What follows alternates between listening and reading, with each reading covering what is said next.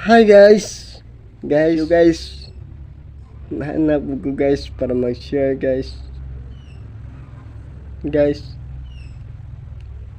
Nako i-share niyo guys. Diri na to mabasa sa Roma 6 versikulo 23. Guys, ay bad news dira guys. Ingon dira guys, ang bayad sa sala ang kamatayon. Pero ang good news dira guys, ingon guys, apan ang walay bayad nga hatag sa Dios nga kinabuhing walay katapusan nga anaa kang Kristo Jesus nga atong Ginoo. Amen. Guys, maong kinahanglan guys nga naay nga naa si Jesus Christ magbayad sa atong sala guys. Namatay siya sa krus ug nabuhi sa ikatulong nga adlaw. Nabuhi si Jesus guys.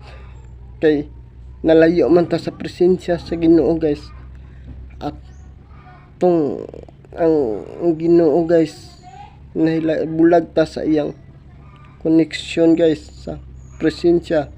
Dili na ta makatawag niya, di ta mapasaylo niya, pero sa pinaagi sa pinaagi ni Kristo Jesus nga atong Ginoo, nabayaran atong sala guys.